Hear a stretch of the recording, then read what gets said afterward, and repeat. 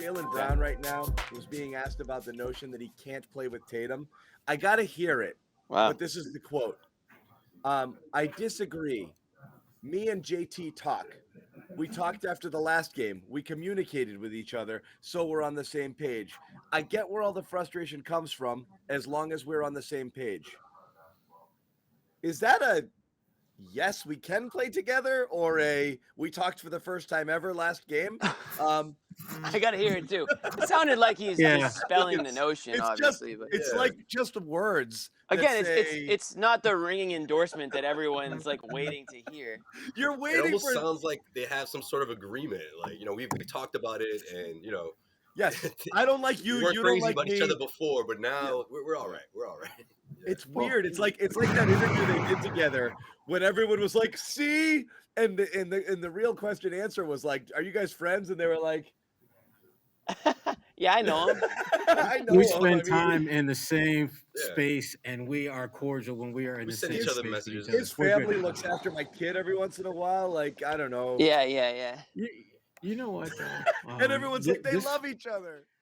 They played together and they've won together, but they won together at such an early portion of their basketball journey that they didn't. I think they're starting to slowly but surely realize that this winning stuff, shit is hard.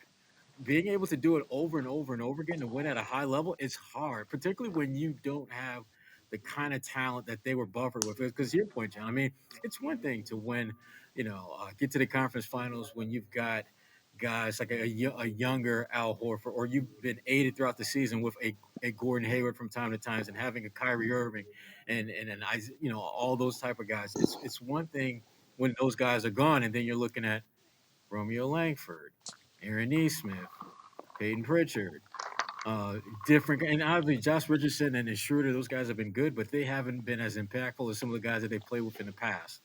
And it's an adjustment for them. And I think this was one of the few games where I felt that Jayson and Jaylen were actually, instead of going on these parallel tracks that we see them play, they were actually in the same lane, that they were actually on the same road. I mean, at the end of the third quarter, when Tatum, looked like it was going to be ISO Tatum moment, where he was just going to take a shot, and he kicks it out to Jaylen, and he hit the three. The shot going in was important. The fact that they actually showed a semblance of emotion afterwards, where they high-fived each other before they went to the bench, we don't see that happen. We've seen Tatum make big shots. We've seen Jaylen make big shots in the past, but there almost is never any type of connectivity between those two. Is that you, Jimmy? Yeah, Jimmy. Damn. Excuse yourself. What? Oh, the breathing. Sorry for sound breathing. effects. Sherrod's spitting That was fire a right breath. now, and you just blowing into the mic for no reason. That was just I a breath. understand. That one's I understand on me. Sorry. what Jaylen and Jason. I understand what Jaylen and Jason feel like when they're dropping dimes and they got guys missing open shots. I don't think Toscano and Sherrod can play well together. What, dude? I'm just over here. Hey, John, I disagree. Yeah, I think when we're on the floor together, we can be able to coexist. Yeah, I know Sherrod. Yeah. Josue, say what you were going to say, and then Bobby, I want to hear about Jaylen. No, I was just gonna say, just to piggyback on your point there, like when you see this team continue to blow those big leads the way they've been doing the last 6 games, that's when you get someone like freaking Bob Cousy steps up, and I love that. I love that you have a. I missed that earlier. What was that? A ghost saying like, look, this team, they have enough talent, they should be a lot better, and for him to come out and say that, I think also piled it on top of the inside the NBA guys, but also he's one of your he's one of your guys, like he's one of your goats. So I think that also if you're Tatum and Jaylen, you're like, yeah, you see Bob Cousy is taking shots at us right now. Like you have to come with a certain sense of pride, and I thought we saw that specifically with those two in particular, like Jaylen and Tatum. It was just a different attitude, and they were in unison tonight for sure. So Bobby, you were in Jaylen. Oh, show. How did the conversation come about there with the him and Tatum playing well together? Because I've noticed at times those guys have answered that question without being asked it, which means it's on their brain. Was it specifically asked today? Yeah, it was asked. Gary asked about the notion that they can't play with each other, talk around shows like this and wherever else of blow it up, break them up, and Brown essentially just said, I think you guys got into it there. He disagrees. They talk. They're on the same page. They know each other. they acknowledge each other. That was a quote once, right? They acknowledge each other. I think Ime said that. Or no, that was Horford who said that. I think that was earlier in the, yeah, it was Al. Yeah. Yeah. So, pretty much the So same. was it? Would you say it Brown. was a ringing endorsement, or he just kind of answered the question and was on to the next question type thing? It wasn't a ringing endorsement, and I don't know why it's. It never is. It's so Yeah. hard. I don't know why it's so hard, and it's so hard for this team. This is what I'm gonna write about tonight. Like the things they did in this game to make it easier on themselves just feels so easy to do. It's so not hard. That's the strange thing, right? Yeah, and like I don't know why in the situations where they get stagnant they can't do these things. Just throw it to Rob inside. Just let him touch the ball and make a decision there. That nice bullet pass out to Grant in the left corner that he got over to Smart on the right side for a driving layup. It didn't work, but it's just pretty action throughout this one that isn't hard. Like the screen and flare out on the big three that everyone was going crazy about, the Tatum pass to Brown. It's hard to comprehend why this team just makes the game so difficult, because it's really not. The things they need to do are just so simple. They're simple, right? but Yeah, we said that actually off the top, I think. But it's complicated when you have guys with their level of individual talent, and that ability gives them a sense of power that I gotta score because the guy that's guarding me, he can't guard me. I remember, after Jaylen, dropped 50, he was. I saw mean, a play like that, Sherrod. Yeah, There was a play where Tatum got switched on to, I think it was Gibson, and you just see like he's got that matchup.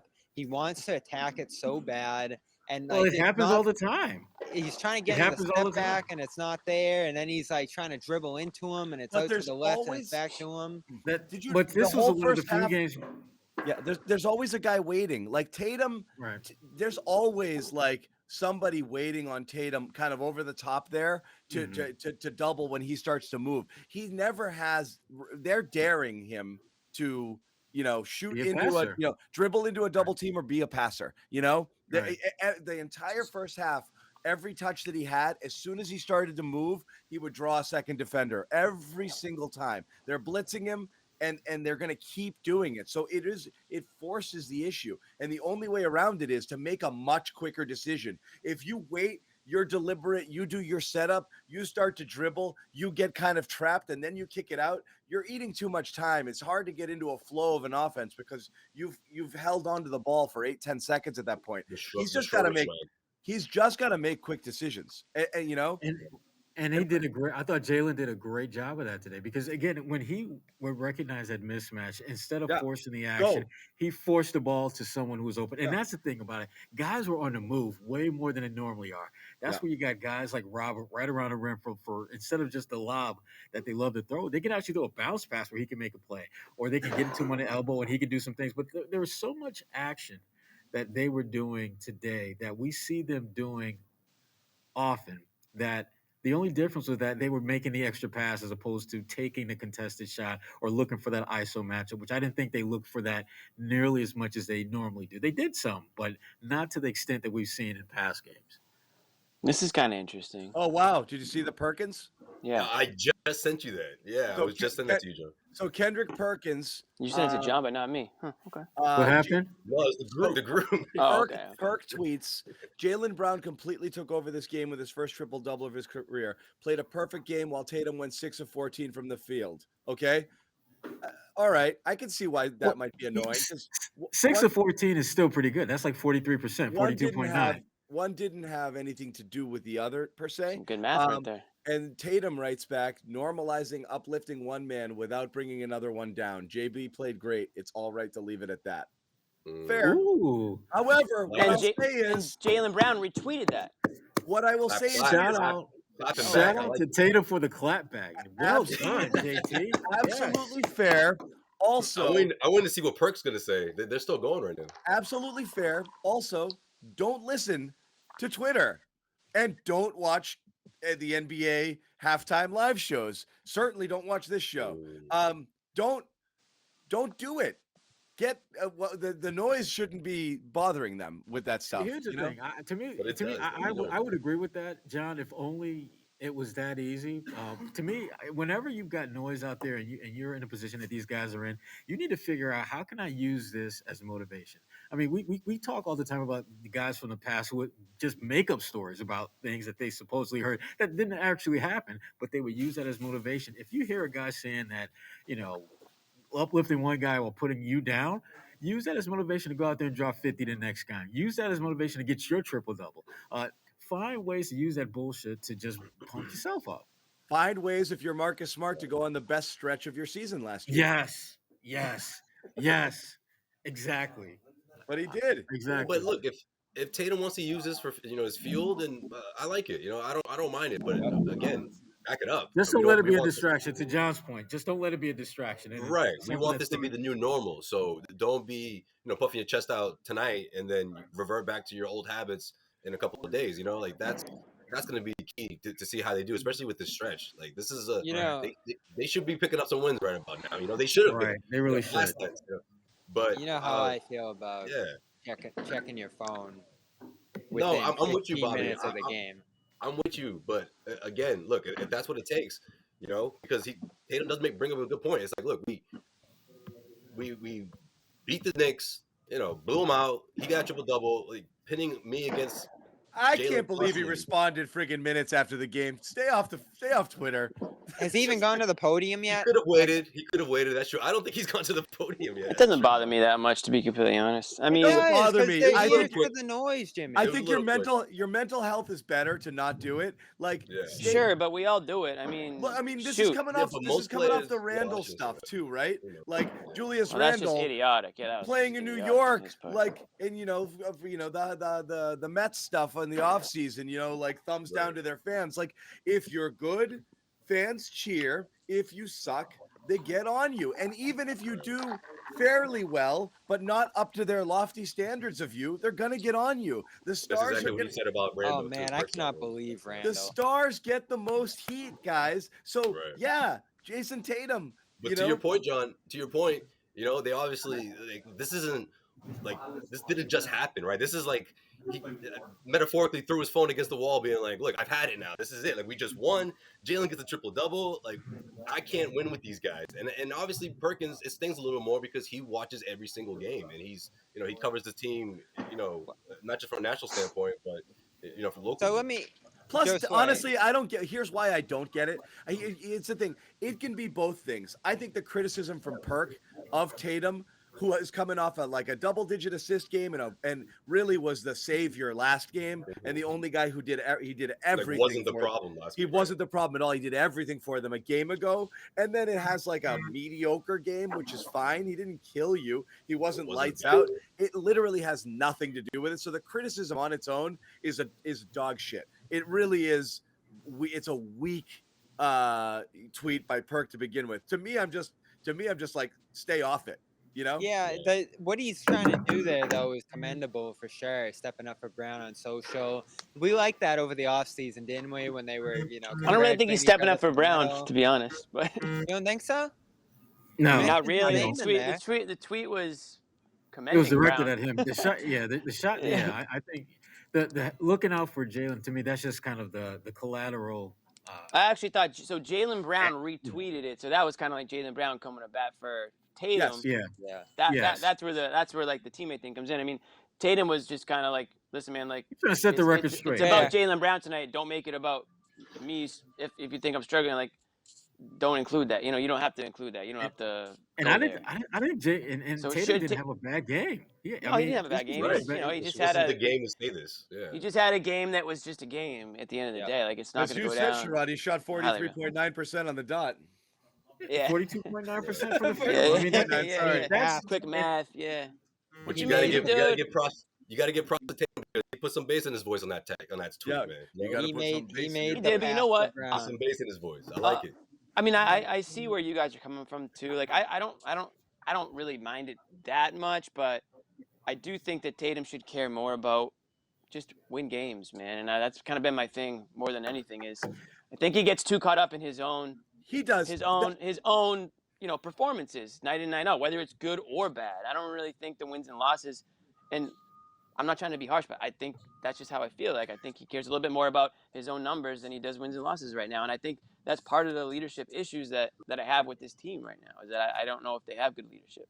Well, that's the whole thing. Is like it's the idea of like we Like talked that about shouldn't it. bother him that much. That what Perk tweeted. It shouldn't, because he's like, whatever, man. It's It was really not fine. that. Perk didn't really say anything that mean. Like it's more of just like a little like It annoying was little shade. thing. I mean, he threw shade his way. I mean, to say that Sure, this but he's your a teammate had a talking- great game. And And there's other stuff that's been said that goes Perk- into it. Exactly. Perk, It just Perk's piled yeah. job up. is to be like a talking head, and did Perk have to include that? No, but like it wasn't like No, it was disrespectful. unnecessary.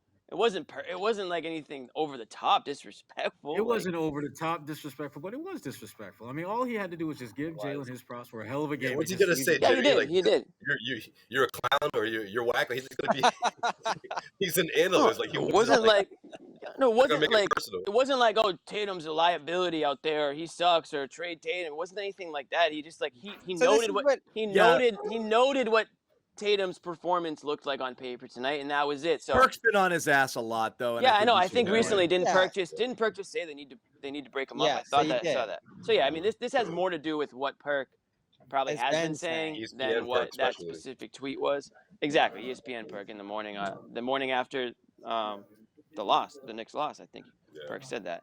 So Jaylen talked a little bit about the process too of them trying to learn how to play with each other, going through the adversity that they're going through right now. He thinks in the long term will help both them out, help them start to figure out that goal of being able to play off each other. I think they know that it's not the smoothest game between themselves right now. Like you kind of seen over the last month and a half, like their numbers of passes steadily inch upward. Even the games where it doesn't seem like they're passing each other a lot, the numbers are up off of what we were talking about earlier in the year. There's an awkwardness to it. Sometimes it seems uncomfortable when they're going back and forth, or when Brown's setting that like very loose screen and jumping out to the right for the three there. But when it comes to them making progress in that area, learning how to play off each other, I do think you have to exercise a little bit of caution or patience there, because, like, listen, Brown had a great game here. Tatum didn't have the best game, but it all amounted to a good offensive effort with the ball swinging and everything's going well there. I don't need 50 points each from them and them just throwing it to each other every time and them running a seamless pick and roll to be impressed by the way That's they the play off thing. each other. Yeah. Sherrod, why do they respond to Kenny and Chuck and Shaq and Perk and not Ime? Why not because us? because those because all those guys Marcus that you does. named are That was Hall of last season, Famers Marcus. whose perspective, whose frankly their resume, and it comes to the NBA, is better than Ime. Even though Ime may be a better coach, but when Chuck speaks, you're probably going to listen. When Charles speaks, you're probably going to listen. When Kenny speaks, you're probably going to listen. Other than Chuck, all those other guys won championships.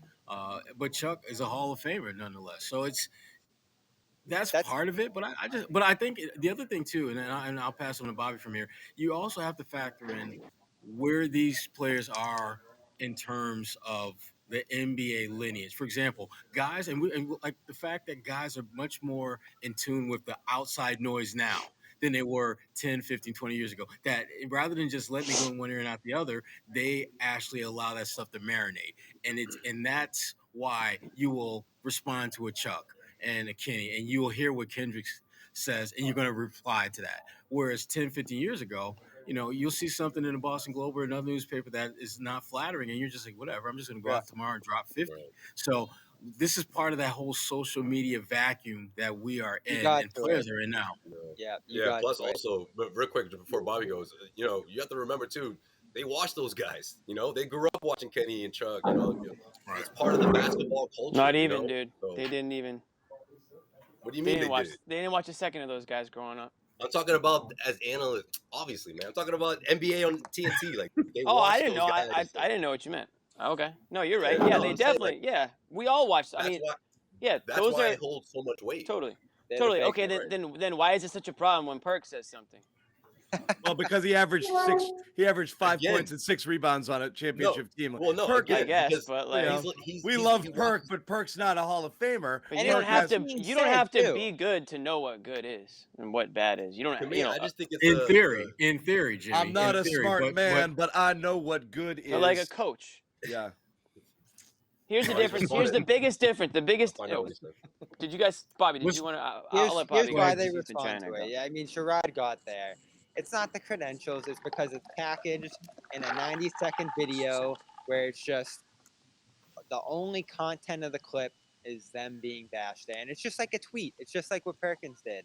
It's there. Your name's in it. You can search it. You pull open your phone after the game, and you just have access to all the bad things everybody's saying about I you. know, It's but so Bobby, easy to it's get there. Bobby, it's like us jumping into YouTube comments and losing our minds, like that stuff's going to happen. Like you're going to jump on here, have opinions. People are going to call you an idiot. You're a professional freaking athlete. Thousands of people are going to crap on you every time you do something they don't like. It's nonstop, and again, in the media world now, how many people have a voice and the opportunity to say stuff, whether or not they're, it's you can't win. You can't win this game. Like we're talking about going down a Kevin Durant rabbit hole, like that stuff Right. is poison. Oh for yeah, your there's totally a big poison. difference. You know? There's levels to it. That's the other side of the spectrum. That's Yeah, you could be responding to Joe with. But two do we followers. believe these There's guys are somewhere- mentally strong somewhere enough? between. Are these No. guys have these guys showed the mental toughness you need? Kevin Durant on the court shows plenty of friggin' mental toughness. So when you're saying stay off social media, you're honestly just saying it because it's like, dude, you're hurting your reputation. It's not affecting his play. Like Right. these guys, right? He's in These his, guys he's in his feelings. are talking about. In the last game, you have players and here's coaches the problem. saying we're a little soft right now. We need to be mentally tougher. Part of being mentally tough is drowning out the BS. Yes, So and when it's about you as an individual and your performance rather than what the team's doing here, I think that's a big deal too. The fact that within 15 minutes of the game, you're responding to critiques of your own performance there. Yeah, the big difference to me is that when those guys talk and let's say they criticize the players, the biggest difference between what they're doing and what Ime is doing, Ime is trying to teach and get them to buy into what he's preaching and Great point. get them to play a certain way. What they're doing is just trying to prove media people wrong. They're not listening or like taking notes or like getting coached or anything. They're just angry at what they hear and they want to prove you wrong. I don't like what Ime is doing. They're not trying to prove Ime wrong by, hey, what you're telling us is your way you want to play, but we're going to play our way. We're going to try to prove you wrong. Like they're just not listening. So it's like, why are you listening to these guys, the talking heads, Perk and the TNT crew, who I love those guys. Don't get me wrong. But if I'm a professional athlete, I would try to spend my energy and time and focus on the people trying to help me win, not the people that are trying to, criticize me for not It's about winning. perspective. I mean, it comes back to perspective and understanding where those guys are coming from with their comments and what does that really mean in the grand scheme of things. Their job is to entertain, and so Exactly. that's what they're doing. So I've kind of done a 180. Originally, I said it didn't bother me what Tatum wrote. It doesn't bother me that much, but it bothers me that it bothers him. I guess if that makes that's sense. Like, all. I just Yeah, don't want it to bother him. Yeah, but I feel like I at this point in his career, you should be surprised. Like they've reacted to stuff like this before. And that's where we not go all the back time, to. That's where we I go think back what to he said is good, maturity, yeah. leadership, having a guy that can sort of set the tone. Instead of like getting into these bickering Twitter matches I think and Jimmy, proving people wrong.